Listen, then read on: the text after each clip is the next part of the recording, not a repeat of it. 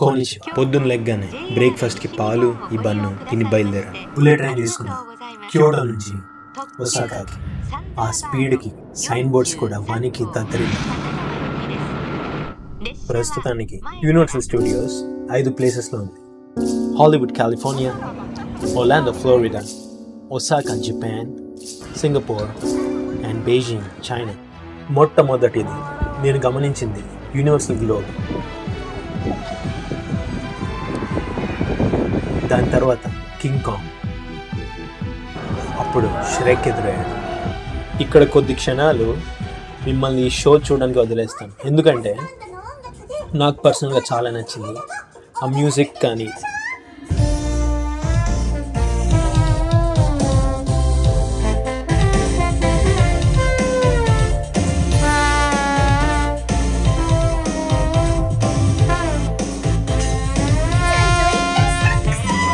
ఇటు వెళ్తుండగా Harry potters హాగ్వర్ట్స్ castle మనకి ఎదురవుతుంది.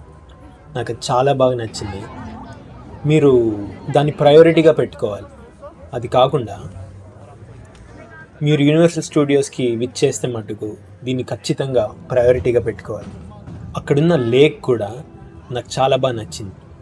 చాలా ప్రశాంతంగా, అద్భుతంగా మీరు గమనించవచ్చు. సన్సెట్ టైంలో చాలా అందంగా మీరు ఈ ప్లేస్ని గమనించవచ్చు. ఇక్కడ మీరు హ్యారీ పాటర్లో ఉన్న విజర్డ్ వాండ్ కూడా మీరు కొనచ్చు.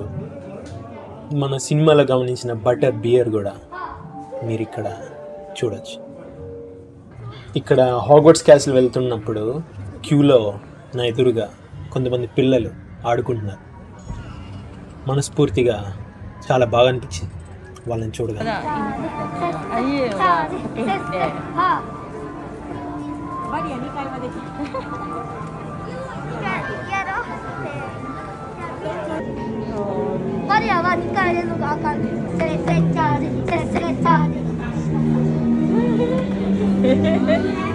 దీని తర్వాత జాస్ మూవీలో సొర్ర చేప నాకు ఎదురైంది.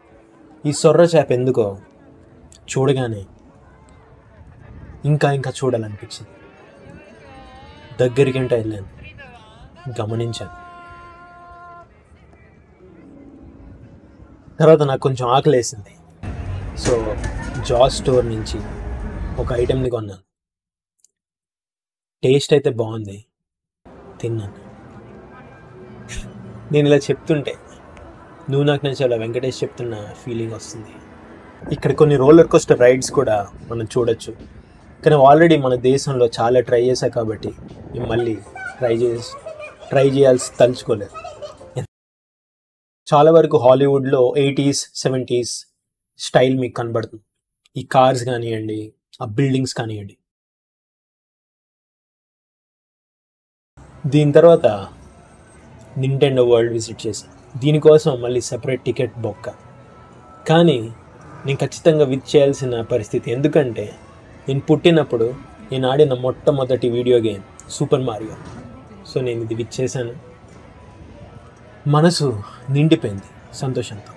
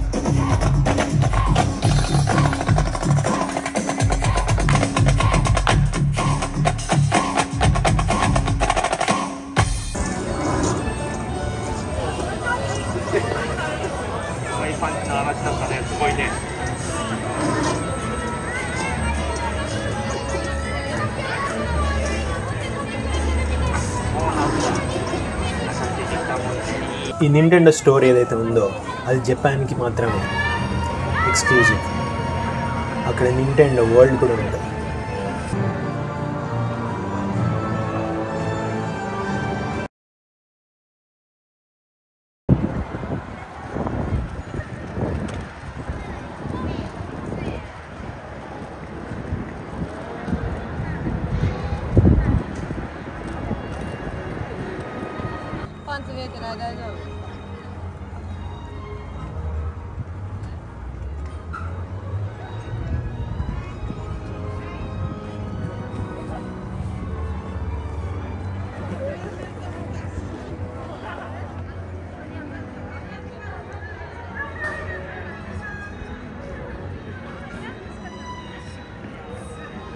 ありがとうございます。なんていうか、音と動きが一体になってる感じ？そう！音と動きは見えない糸でつながっているのよ。音と動きがつながってる？あ、それってブラスバンドの音楽はね、マーチングのように音楽が踊り始めるの。こんな風にね。